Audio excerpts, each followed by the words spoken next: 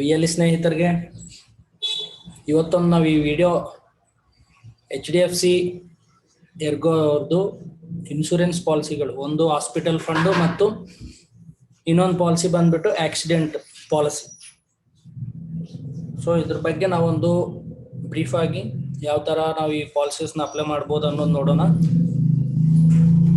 ಅದಲ್ಲದೆ ಮತ್ತೆ ಇನ್ನೊಂದು ಯಾವ VLEಗಳು VLE ಇನ್ಶೂರೆನ್ಸ್ ಎಕ್ಸಾಮ್ ಮತ್ತು ರ್ಯಾಪ್ ಎಕ್ಸಾಮ್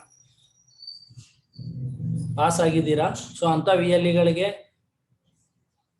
ನಿಮ್ಮ ID-ನ ಇನ್ಶೂರೆನ್ಸ್ ಸೇವೆಗಳಿಗೆ ಮ್ಯಾಪಿಂಗ್ ಮಾಡಲಾಗಿದೆ.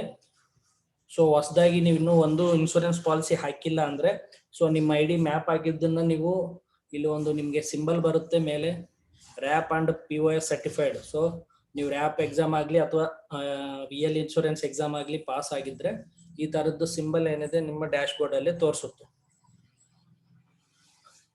ಇದಾದ್ಮೇಲೆ ನೀವು ಇಲ್ಲಿ ಸರ್ಚ್ ಅಲ್ಲಿ ಡ್ಯಾಶ್ ಬೋರ್ಡ್ ಅಲ್ಲಿ ನೀವೇನ್ ಮಾಡ್ತೀರಾ, HDFC ಅಂತ ನೀವು ಸರ್ಚ್ ಮಾಡಿದ್ರೆ ಇಲ್ಲಿ ಡೈರೆಕ್ಟ್ ನೀವು HDFC ಅಂತ ಮಾಡಿ ಎಂಟರ್ ಕೊಟ್ರೆ ನಿಮ್ಗೆ HDFCಗೆ ಸಂಬಂಧಪಟ್ಟಿದ್ದು ಕೆಲವೊಂದು ಇನ್ಶೂರೆನ್ಸ್ ಪ್ಲಾನ್ಗಳು ರಿಸಲ್ಟ್ ಅಲ್ಲಿ ಬರುತ್ತೆ. ಇಲ್ಲಿ ನಿಮಗೆ HDFC EMI collection, health Suraksha, HDFC motor ergo motor third party ಈ ತರ ಬರ್ತಾ ಇದೆ.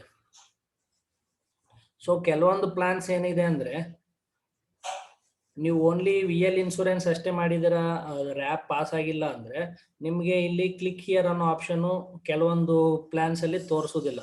ಬಟ್ ಅಂದ್ರೂ ನೀವು ಅದನ್ನ ಇಲ್ಲಿ ಕ್ಲಿಕ್ ಹಿಯರ್ ಅಂತ ತೋರಿಸಿಲ್ಲ ಅಂದ್ರೆ ನಾವು ಮ್ಯಾಪಿಂಗ್ ಆಗಿಲ್ಲ ಅಂತ ಕೆಲವೊಬ್ರು ಮಿಸ್ಅಂಡರ್ಸ್ಟ್ಯಾಂಡ್ ಮಾಡ್ಕೋಬಹುದು. ಸೊ ನೀವು ಡೈರೆಕ್ಟ್ ಆಗಿ ಇಲ್ಲಿ ಏನಾದ್ರೂ ಸಪೋಸ್ ಕ್ಲಿಕ್ ಹಿಯರ್ ಅಂತ ನಿಮ್ಗೆ ತೋರಿಸಿಲ್ಲ ಅಂದ್ರೆ ನೀವೇನ್ ಮಾಡ್ಬೋದು, ಇಲ್ಲಿ ಡೈರೆಕ್ಟ್ ಸರ್ಚ್ ಅಲ್ಲಿ ಇಲ್ಲಿ HDFC ಅಂತ ಸರ್ಚ್ ಮಾಡ್ಬೇಕಾದ್ರೆ ಕೆಳಗಡೆ ರಿಸಲ್ಟ್ ಬರುತ್ತೆ. ಇಲ್ಲಿ HDFC ಹೆಲ್ತ್ ಸುರಕ್ಷಾ ಈ ತರ ಕಾಣಿಸ್ತಾ ಇದೆ ಅಲ್ವಾ, ಇಲ್ಲಿ ಡೈರೆಕ್ಟ್ ಡಬಲ್ ಕ್ಲಿಕ್ ಮಾಡಿದ್ರೆ ನಿಮ್ಗೆ ಅದಕ್ಕೆ ಸಂಬಂಧಪಟ್ಟಿದ್ದು ಪ್ಲಾನ್ಗೆ ರೀಡೈರೆಕ್ಟ್ ಆಗುತ್ತೆ. ಸೊ ಅದೇನಿದೆ ಡೈರೆಕ್ಟ್ ಆ ಪ್ಲಾನ್ ಓಪನ್ ಆಗುತ್ತೆ. ಇಲ್ಲಿ ನೋಡಿ ಸ್ಟಾರ್ಟಿಂಗ್ HDFC ಎರ್ಗೋ ಪೇಜ್ಗೆ ರೀಡೈರೆಕ್ಟ್ ಆಗಿದೆ. ಇಲ್ಲಿ ಮೋಟರ್ ಇನ್ಶೂರೆನ್ಸು, ಕೆಳಗಡೆ ಹೆಲ್ತ್ ಇನ್ಶೂರೆನ್ಸ್ ಇದೆ. ಇಲ್ಲಿ ಹೆಲ್ತ್ ಅಲ್ಲಿ ಇವಾಗ ನಾವು ಒಂದು ಪ್ಲಾನ್ ನಾವು ಪ್ರಾಕ್ಟಿಕಲ್ ನೋಡ್ಬೋದು. ಹಾಸ್ಪಿಟಲ್ ಡೈಲಿ ಕ್ಯಾಶ್ ಅಂತಿದೆ, ಹಾಸ್ಪಿಟಲ್ ಫಂಡ್ ಅಂತ ಹೇಳಿ. ಸೊ ಇದನ್ನ ನಾವೊಂದು ಬೈ ಅಂತ ಕ್ಲಿಕ್ ಮಾಡೋಣ. ಈ ಪ್ಲಾನ್ ಒಂದು ಪ್ರಾಕ್ಟಿಕಲ್ ಆಗಿ ಯಾವ ತರ ಆಗ್ಬೋದು ಅನ್ನೋದು ನೋಡೋಣ. ಸೊ ಇಲ್ಲಿ ಮೆಂಬರ್ಸ್ ಟು ಬಿ ಇಶ್ಯೂಡ್ ಯಾರು ಆಗ್ತಾ ಇದ್ದಾರೆ ಅಂತ ಹೇಳಿ ಅವ್ರದ್ದು ಏಜ್, ಇವಾಗ ನೀವು ಯಾರು ನಿಮ್ಮ ಕಸ್ಟಮರ್ಗೆ ಆಗ್ತಾ ಇದಾರಲ್ಲ ಅವ್ರ ಆಧಾರ್ ಕಾರ್ಡ್ ಪ್ರಕಾರ ಅವ್ರ ಏಜ್ ಎಷ್ಟಿದೆ ಅಲ್ವಾ ಅಷ್ಟು ಇಯರ್ಸ್ ಹಾಕ್ಬೇಕಾಗುತ್ತೆ. ಇವಾಗ ಸಪೋಸ್ ನಾನು ಒಬ್ರದ್ದು ಪ್ಲಾನ್ ಹಾಕಿ ತೋರಿಸ್ತಾ ಇದ್ದೀನಿ. ಇನ್ ಕೇಸ್ ಅವ್ರ ಸ್ಪೌಸ್ ಅವ್ರ ಮಿಸ್ಸಸ್ ಅವ್ರದ್ದು ಮಾಡ್ಕೋಬೇಕು ಅಂದ್ರೆ ನೀವು ಆ್ಯಡ್ ಮಾಡ್ಬೋದು 2 ಮೆಂಬರ್ಸನ್ನ. ಚಿಲ್ಡ್ರನ್ಸ್ನು ಮಾಡ್ಬೋದು ಅಂದ್ರೆ ಇದೇ ಪ್ಲಾನ್ ಅಲ್ಲಿ ಚಿಲ್ಡ್ರನ್ಸ್ನು ಕೂಡ ಆ್ಯಡ್ ಮಾಡ್ಬೋದು. ಓನ್ಲಿ ಸಿಂಗಲ್ ಪರ್ಸನ್ ಮಾಡ್ಬೋದು ಅಂದ್ರೆ ಸಿಂಗಲ್ ಪರ್ಸನ್ ಅಷ್ಟೇ ನೀವು ಮಾರ್ಕ್ ಮಾಡಿ ಅವ್ರ ಏಜ್ ಟೈಪ್ ಮಾಡಿದ್ಮೇಲೆ ವ್ಯೂ ಕೋಡ್ಸ್ ಅಂತ ಕೊಟ್ರೆ ನೆಕ್ಸ್ಟ್ ಏನಿದೆ ಅದು ನಿಮ್ದು ಪ್ಲಾನ್ಸ್ ಅನ್ನು ತೋರಿಸುತ್ತೆ. ಸೊ ಈ ತರ ಇಲ್ಲಿ ನೋಡಿ some insured of ₹500, some insured of ₹1000. ಅಂದ್ರೆ ನೀವು ಒಂದು ಹಾಸ್ಪಿಟಲ್ ನಲ್ಲಿ ಏನಾದ್ರು ಅಡ್ಮಿಟ್ ಆಗಿದ್ರೆ ಒಂದು ದಿನಕ್ಕೆ ₹500 ನಿಮ್ಗೆ ಕ್ಲೈಮ್ ಆಗಬೇಕು ಅಂದ್ರೆ ಹಾಸ್ಪಿಟಲ್ ಫಂಡ್ ಅಲ್ಲಿ ₹374 ಪ್ಲಾನ್ ಇದೆ ಪರ್ ಆ್ಯನಮ್ ಒಂದು ವರ್ಷಕ್ಕೆ. ಅಥವಾ ನಮ್ಗೆ ಒಂದಿನಕ್ಕೆ 500 ಅಲ್ಲ, ಒಂದಿನಕ್ಕೆ 1000 ಕ್ಲೈಮ್ ಆಗಬೇಕು ಅಂದ್ರೆ ಇಲ್ಲೇನಿದೆ ಅಲ್ವಾ ₹1000 ಇದೆ. ಸೊ ಈ ತರ ನಿಮ್ಗೆ ಯಾವ ಪ್ಲಾನ್ ಬೇಕಂದ್ರೆ ಕಸ್ಟಮರ್ಗೆ ಆ ಪ್ಲಾನ್ ನ ನೀವು ಚೂಸ್ ಮಾಡ್ಕೋಬಹುದು. ಪ್ಲಸ್ 374 ಪ್ಲಸ್ GST ಸೇರ್ಬಿಟ್ಟು ಟೋಟಲ್ 441 ಆಗುತ್ತೆ. ಇನ್ ಕೇಸ್ ಅವ್ರು ₹500 ಒಂದು ದಿನಕ್ಕೆ ಹಾಸ್ಪಿಟಲ್ ಅಲ್ಲಿ ಕ್ಲೈಮ್ ಆಗಿದ್ರೆ. ಅದೇ ರೀತಿ ಟೋಟಲ್ ಒಂದು ವರ್ಷದಲ್ಲಿ ಅವರು 7 ಡೇಸ್ ಏನಿದೆ ಅಲ್ವಾ ಅಡ್ಮಿಟ್ ಆಗಿದ್ರೆ 7 ಡೇಸ್ ಇಂಟು 500 ಪ್ರತಿ ದಿನಕ್ಕೂ 500 ಅವ್ರು ಕ್ಲೈಮ್ ಮಾಡ್ಕೋಬಹುದು. ಇದು ₹1000 ಪ್ಲಾನ್ ಸೆಲೆಕ್ಟ್ ಮಾಡ್ಕೊಂಡ್ರೆ 7 ಡೇಸ್ ಇಂಟು 1000 7000 ಕ್ಲೈಮ್ ಮಾಡ್ಕೋಬಹುದು. ಸೊ ಇದನ್ನ ನಾವೊಂದು ಪ್ಲಾನ್ ಇಲ್ಲಿ ಸೆಲೆಕ್ಟ್ ಮಾಡಿದ್ದೀನಿ. ನೆಕ್ಸ್ಟ್ ನೀವು ಪ್ರೊಸೀಡ್ ಅಂತ ಕೊಡ್ಬೇಕಾಗುತ್ತೆ. ಸೊ ಪ್ರೊಸೀಡ್ ಅಂತ ಕೊಟ್ಮೇಲೆ ಇಲ್ಲಿ ಡೇಟ್ ಆಫ್ ಬರ್ತ್ ಸೆಲೆಕ್ಟ್ ಮಾಡುವಾಗ ನೀವೇನಲ್ಲಿ ನಾವು ಎಂಟ್ರಿ ಮಾಡಿದೀನಿ ಇಲ್ಲಿ ಸಪೋಸ್ 28 ಇಯರ್ಸ್ ಅಂತ ಹೇಳಿ.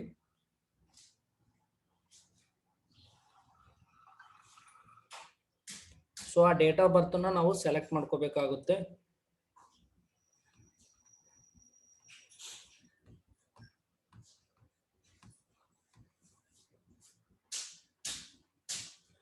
ಡೇಟ್ ಆಫ್ ಬರ್ತ್ ನಾವು ಸೆಲೆಕ್ಟ್ ಮಾಡಿದ್ಮೇಲೆ ಅವರ ಹೆಸರು ಮತ್ತು ಇಮೇಲ್ ID ಮತ್ತು ಫೋನ್ ನಂಬರು ನಾವೇನು ಮಾಡ್ಬೋದು ಅದನ್ನು ಎಂಟ್ರಿ ಮಾಡಬೇಕು. ಸೊ ನಿಮಗೆ ಒಂದು ಟ್ರೈನಿಂಗ್ ಪರ್ಪಸ್ ನಾನೊಂದು VLE ಹೆಲ್ಪ್ ಮೇಲೆ ಅವ್ರದ್ದು ಪ್ಲಾನನ್ನು ಮಾಡ್ತಾ ಇದ್ದೀನಿ.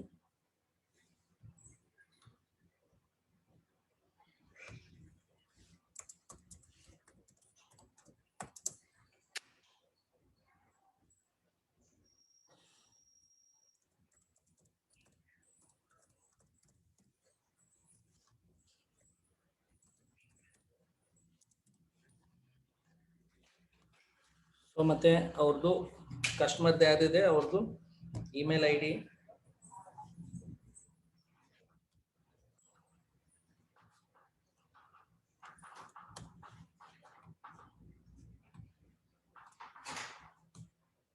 ಮತ್ತೆ ಅವ್ರದ್ದು ಮೊಬೈಲ್ ನಂಬರ್.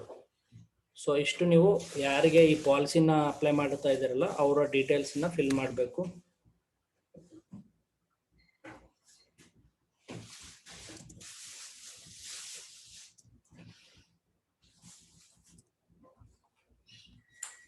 ಸೊ ಇದಾದ್ಮೇಲೆ ನೀವು ಪಿನ್ ಕೋಡ್ ಎಂಟ್ರಿ ಮಾಡುವಾಗ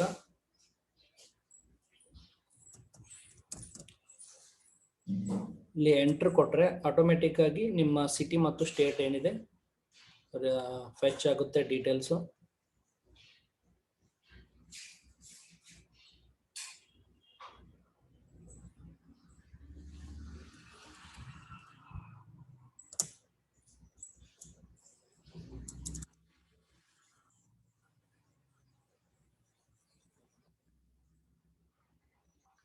ಸೊ ಬೇಸಿಕ್ ಅಡ್ರೆಸ್ ನಾವು ಎಂಟ್ರಿ ಮಾಡಬೇಕಾಗುತ್ತೆ.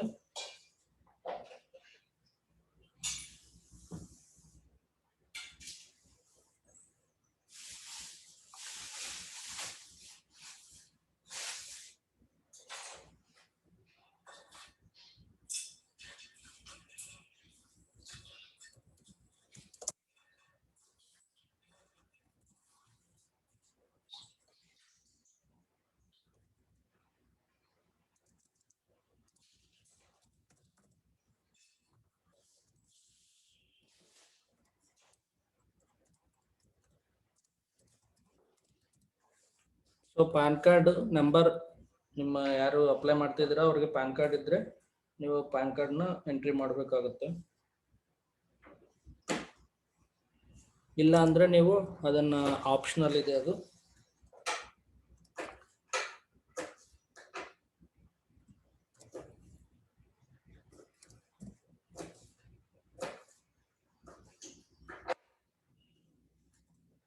ಸೊ ಇಷ್ಟು ಇದಾದ್ಮೇಲೆ GST ನಂಬರು ಮತ್ತು EI ನಂಬರ್ ಇದು ಆಪ್ಷನಲ್ ಇದೆ, ಅವರು ಇಲ್ಲ ಅಂದ್ರೆ ನೀವು ಸ್ಕಿಪ್ ಮಾಡ್ಬೋದು. ನೆಕ್ಸ್ಟ್ ಡನ್ ಅಂತ ಕೊಟ್ಮೇಲೆ ನಾಮಿನಿ ಹೆಸರು ಕೇಳುತ್ತೆ. ಯಾರಿಗೆ ನೀವು ಈ ಪಾಲಿಸಿ ಅಪ್ಲೈ ಮಾಡ್ತಿದಾರಲ್ಲ ಅವರು ಯಾರೊಬ್ರು ನಾಮಿನಿ ಕೊಟ್ಟಿರ್ತಾರೆ, ಅವ್ರ ನಾಮಿನಿ ಅವ್ರ ಹೆಸರು ಮತ್ತು ಅವ್ರದ್ದು ಏಜು ಮತ್ತು ಅವ್ರಿಗೆ ಯಾವ ತರ ರಿಲೇಷನ್ ಅನ್ನೋದು, ಅವ್ರ ಮದರ್ ಫಾದರ್ ರಿಲೇಷನ್ ನೀವು ಸೆಲೆಕ್ಟ್ ಮಾಡ್ಕೋಬೇಕು.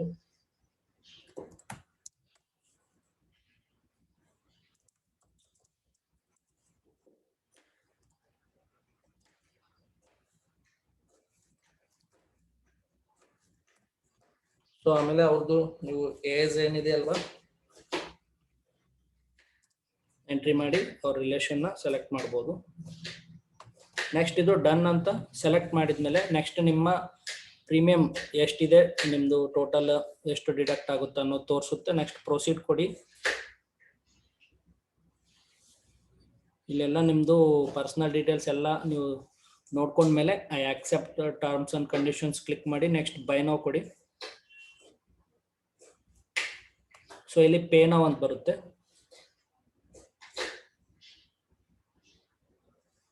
ಇಲ್ಲಿ ಫಸ್ಟ್ ಆಫ್ ಆಲ್ ನಿಮ್ಮ ಕಮಿಷನ್ ಡಿಡಕ್ಟ್ ಆಗಿ 441ರಲ್ಲಿ ನಿಮ್ಮ ಕಮಿಷನ್ ತೆಗೆದ್ಬಿಟ್ಟು ಉಳಿಕಿದ್ದು 365 ನಿಮ್ಮ CSC ವ್ಯಾಲೆಟ್ಲಿಂದ ಕಟ್ ಆಗುತ್ತೆ.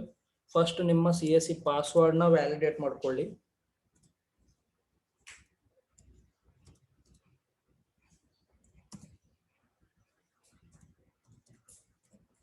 ಸೊ ಒನ್ಸ್ ನಿಮ್ಮ CSC ಪಾಸ್ವರ್ಡ್ ವ್ಯಾಲಿಡೇಟ್ ಆಗಿದ್ಮೇಲೆ ನಿಮ್ಮ ವ್ಯಾಲೆಟ್ ಪಿನ್ ಕೇಳುತ್ತೆ.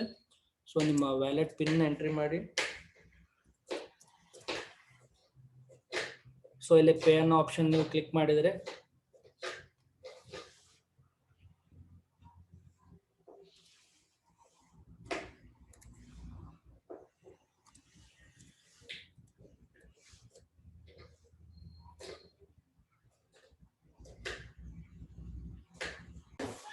ನೀವು ಒನ್ಸ್ ವ್ಯಾಲೆಟ್ ಪಿನ್ ಎಲ್ಲ ಆಗಿದ್ಮೇಲೆ ಪೇಮೆಂಟ್ ಏನಿದೆ ನೆಕ್ಸ್ಟ್ ಸಕ್ಸಸ್ ಆಗುತ್ತೆ. ಅದಾದ್ಮೇಲೆ ನಿಮ್ದು HDFC ಈ ಪಾಲಿಸಿ ಏನು ಅಪ್ಲೈ ಮಾಡಿದಿರಲ್ಲ ಇದಕ್ಕೆ ಸಂಬಂಧಪಟ್ಟಿದ್ದು ಒಂದು ಬಾಂಡ್ ಡೌನ್ಲೋಡ್ ಆಗುತ್ತೆ.